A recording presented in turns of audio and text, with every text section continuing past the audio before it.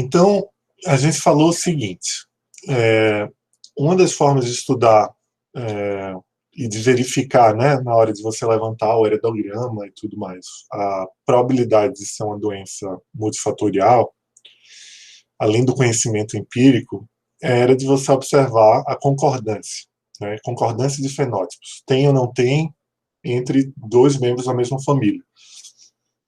Para os estudos foram feitos com muitos gêmeos, né, monozigóticos e tal, mas você está falando de uma família, então você tem uma chance de não ter gêmeos ali naquela família. E aí a gente chegou e falou sobre como fazer isso para fenótipos quantitativos, usando aqui uma métrica de correlação. Muito bem. E aí, nessa hora, vale a pena vocês entenderem um conceito que vocês vão observar na literatura científica, principalmente, que é o conceito de herdabilidade. Heritability, herdabilidade. O que é a herdabilidade? Então, existe uma certa confusão que algumas pessoas fazem sobre herdabilidade ser o quanto é genético e o quanto é ambiental uma determinada doença. Eu falei que herança multifatorial, você tem esse componente genético, né, de várias variantes de baixo efeito que combinadas elas contribuem para o fenótipo, e variação ambiental ali influenciando naquele fenótipo. Mas como a gente pode medir essa diferença ambiental e genética? A contribuição da parte ambiental e a contribuição da parte genética. Muito bem. Existe um conceito chamado herdabilidade que ele tenta medir isso. E não necessariamente, vocês vão ver, ele fala sobre o quanto é genético e quanto é ambiental, na essência, mas ele vai falar sobre o quanto da variabilidade do fenótipo ela é explicada pela variabilidade genética. Então, a gente está falando aqui num fenótipo que ele é resultante dos genótipos que a pessoa carrega, do ambiente que a pessoa é exposta e da interação entre o genótipo e o ambiente, porque você também entende que isso é um componente à parte. Você tem o genótipo, você tem o ambiente, você tem, em alguns casos, a interação do genótipo e do ambiente como a combinação entre si como um fator de contribuição. Como é que a gente mede, então, isso? Quanto é a proporção de cada um? Como eu falei, a herdabilidade ela tenta medir o quanto da variação fenotípica total ela é decorrente de variação genética, então dessa parte daqui. Então, o quanto do fenótipo diferente entre as pessoas, a variação desse fenótipo, pode ser explicado pela mera variação da genética dos genótipos. E aí a gente vai fazer um exercício aqui mental sobre essa ideia. Tá? Então, a gente vai começar pensando num mundo em que todo mundo aqui é clone, ou seja, todo mundo aqui é igual geneticamente um ao outro. Não considera a mutação somática, todo mundo tem exatamente a mesma lista de variantes genéticas carregando aqui. Então, esse indivíduo é igual a esse, como se fosse todo mundo gêmeos aqui, mas ainda pior do que isso, você não tem variação somática, você não tem diferenças epigenéticas, você tem todo mundo exatamente igual. Cada um desses clones, cada uma dessas pessoas aqui, no entanto, ela está sujeita a uma variação, a um ambiente distinto. Então, esses dois aqui são clones, mas esse aqui come 1.550 calorias por dia, esse aqui 1.549. Esse daqui 1.548, esse daqui. Então a gente está pensando num mundo infinito em que todo mundo é igualzinho, mas o ambiente é diferente. Esse aqui respira monóxido de carbono 28 partes por milhão, esse aqui 29 partes por milhão. Esse daqui tem uma incidência de UV com 1 ponto de diferença desse daqui. Esse daqui tem... Então, todo mundo ali, não tem nenhuma pessoa que é sujeita ao mesmo ambiente. É um mundo hipotético. Vou medir a altura dessas pessoas, tá bom? Vou medir a altura, por exemplo, dessas pessoas. Não importa qual seja a altura. Você pode ter uma pessoa aqui com 1,88, uma pessoa com 1,91. Você tem 3 centímetros de diferença de altura. a herdabilidade da altura nesse mundo hipotético, ela é zero, porque você não tem variação genética. Então, 100% do fenótipo, da variação fenotípica, ela é decorrente da variação ambiental. E 0% é decorrente de variação genética, porque você não tem variação genética. Então, se eu observar um fenótipo como altura e eu continuar olhando uma distribuição normal, essa variação da distribuição normal entre a média e o mais alto e o mais baixo, ela vai ser 100% decorrente do ambiente. Então, vamos fazer uma hipótese aqui de consumo de proteínas. Se você tem um consumo de proteínas diárias de 5% da ingesta é de proteínas numa pessoa mais baixa e de 100% de proteínas numa pessoa mais alta, então a variação da ingesta de proteínas ela foi importante ali para a variação do fenótipo, independentemente de qual genótipo a pessoa tem. Tudo bem? Isso quer dizer que a altura dessas duas pessoas ela é controlada por algo que não sejam genes? Não, os genes continuam lá atuando. Só que esses genes eles são iguais entre si. Você não tem alelos diferentes. Você não tem genótipos diferentes ali entre os dois indivíduos. Tudo bem? Ou seja, você não tem, por exemplo, a mutação no FGFR3, que promove a condroplasia e que mexe com a média da altura muito fortemente. Ela mexe 40, 50, 60 centímetros na altura. Se você não tem isso, toda a altura é decorrente de ambiente. E aí o mundo hipotético 2 é exatamente o contrário. Então todo mundo tem exatamente o mesmo ambiente, mas todo mundo é diferente entre si. Seja um pouquinho, seja muito. Todo mundo é diferente entre si. Quanto é a herdabilidade nesse caso? Ela é de 1. Então, esse cara aqui come 50 gramas de proteína por dia. Esse cara aqui come 50 gramas de proteína por dia. Esse daqui tem uma protease que ela é muito eficiente, uma mutação ali numa protease, numa peptidase ali do intestino, que é muito diferente. E essa daqui, na média, essa daqui talvez tenha uma altura maior, assumindo o nosso modelo de ingesta de proteína é um fator ambiental importante no nosso fenótipo, que é a altura, por exemplo. Entenderam? Então, a herdabilidade, antes de mais nada, ela fala sobre ambientes diferentes. Então, a herdabilidade de doenças, ela pode ser diferente em países diferentes, em populações diferentes. Isso é algo esperado. Ela é uma tentativa da gente medir qual que é o papel da variabilidade genética em cima da variabilidade fenotípica. Tudo bem? Como é que a gente calcula a herdabilidade em gêmeos, então? A gente calcula o seguinte, a variância, né, de um determinado fenótipo nos dizigóticos, menos a variância nos monozigóticos, dividido pela variância em dizigóticos.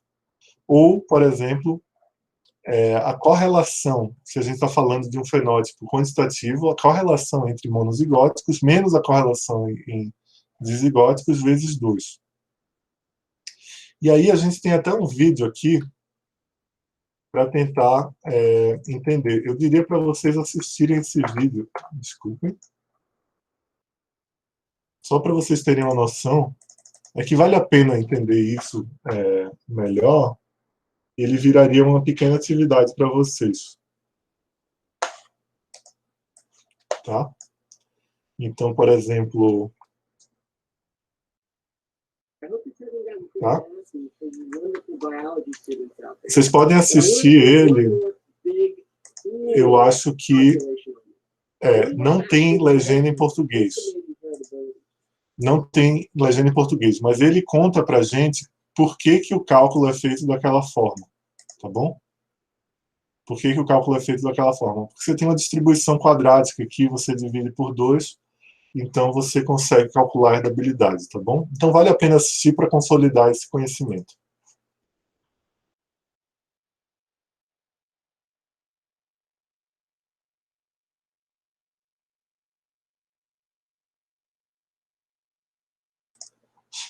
Desculpem, gente, eu saí sem querer aqui.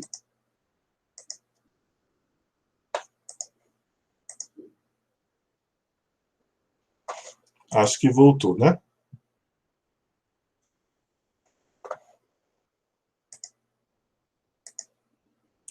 Minha tela voltou, minha câmera não voltou ainda. Agora voltou tudo.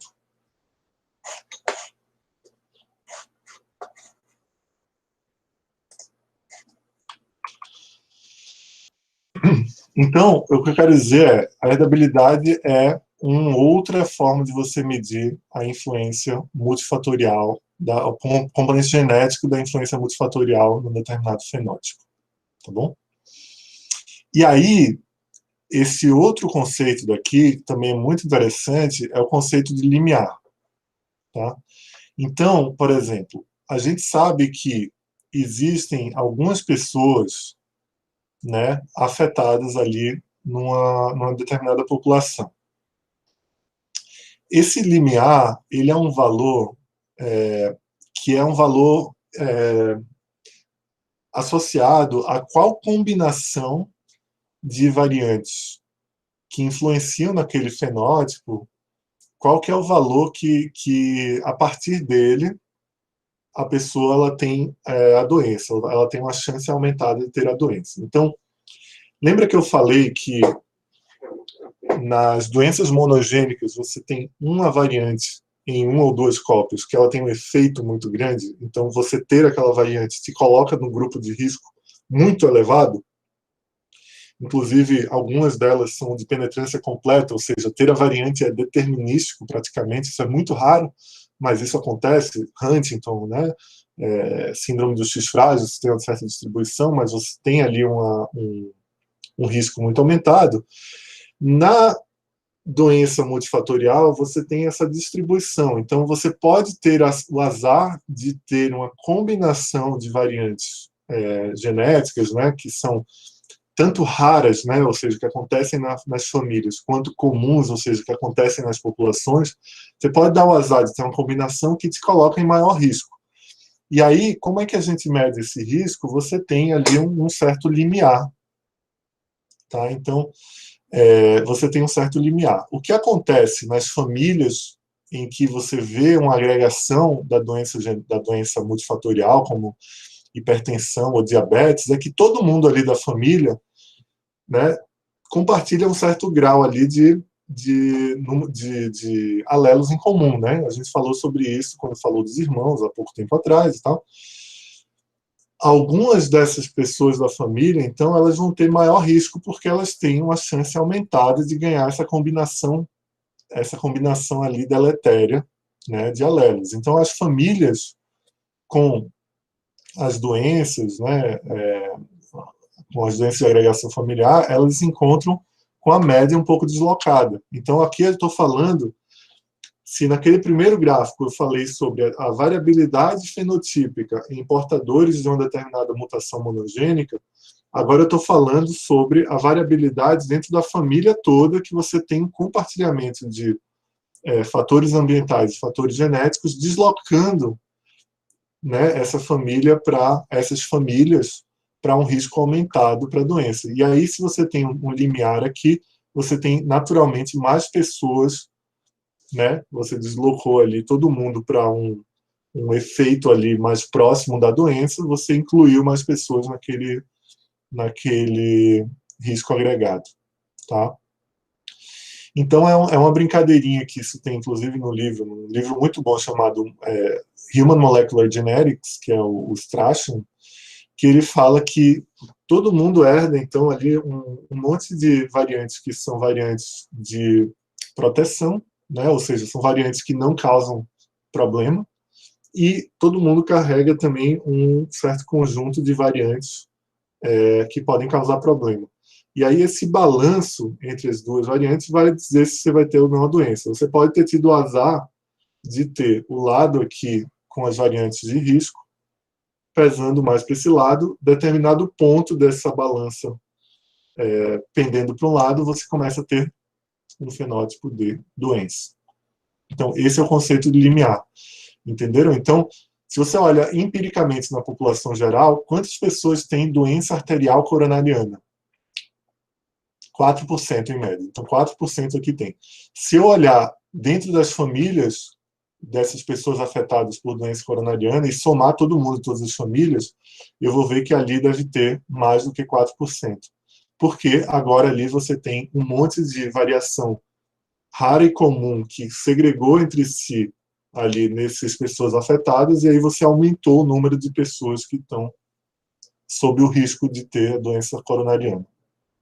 Ficou claro isso? Esse conceito de limiar?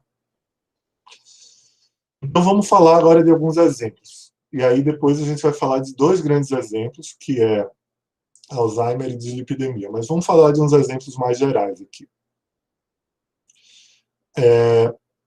Retinite pigmentosa, por exemplo, ela tem um componente digênico. Então ele está ali na curva entre monogênico e multifatorial, porque você tem dois genes que têm um papel muito importante, né, na manifestação desse fenótipo, que é uma periferina e o HOME1, que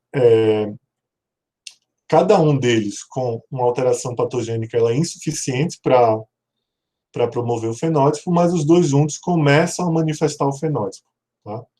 Então você tem a interação de dois genes principais e um monte de outros genes ali secundários que começam a influenciar o limiar ali para começar a aparecer algum fenótipo clínico.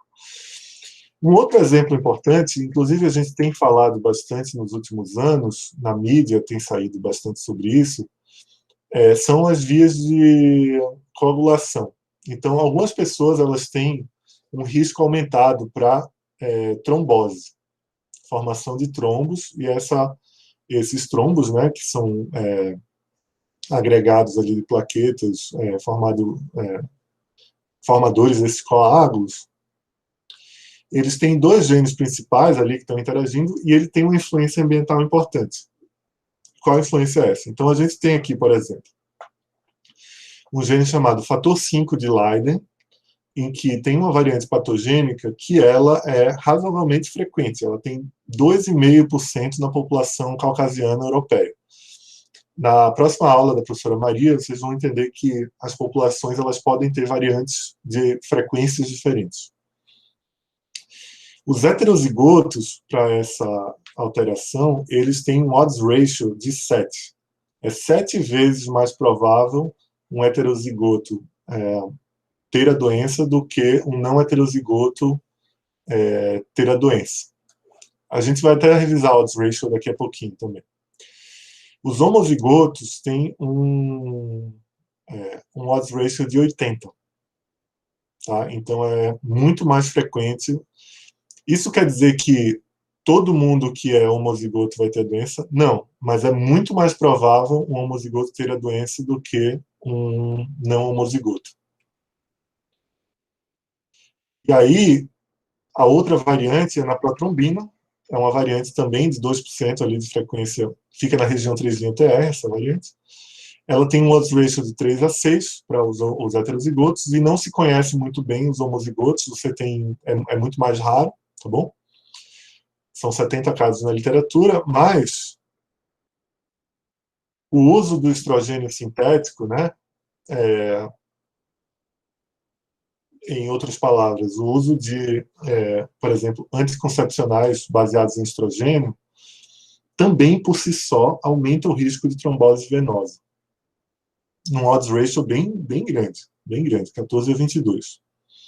E aí, se você tem, em combinação com a variante de protrombina, ou seja, você tem uma mulher que ela tem a variante da protrombina e ela começa a usar o estrogênio sintético, você tem um odds ratio assim, multiplicado. Entenderam? Então, isso é muito falado recentemente, porque tiveram muitos casos de trombose em mulheres que estavam tomando anticoncepcional de base de estrogênio. E aí você tem que entender que não precisa ter a mutação para causar, para ter uma chance ali, né? Não é 100% dos casos, para muita gente isso é seguro, mas para algumas pessoas isso pode ser inseguro, e se essa pessoa tiver a mutação, você tem um risco maior da ocorrência dessa trombose. Tá?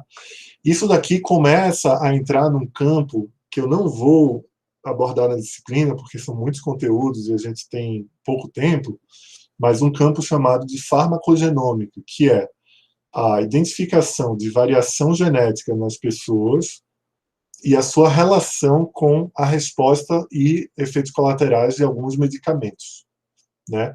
Isso é muito interessante porque a ideia é que num futuro próximo, muito próximo, se consiga, antes de medicar alguma pessoa com algum remédio em que se conhece esses tipos de desfecho, você faz uma genotipagem, né? Você analisa o genoma dessa pessoa, especificamente as regiões em que você sabe que tem variação patogênica associada a essas condições, e você decide qual remédio tomar e qual dose do remédio tomar a partir dessa informação.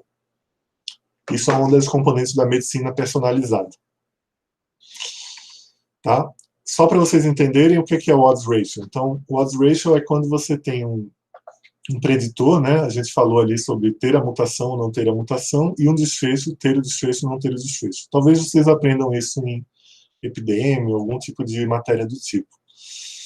Então, se o preditor, ele acontece, o número de vezes que o preditor acontece com desfecho, ele entra nessa casela, é um verdadeiro positivo, né? Se for um teste, por exemplo, você está fazendo um teste diagnóstico.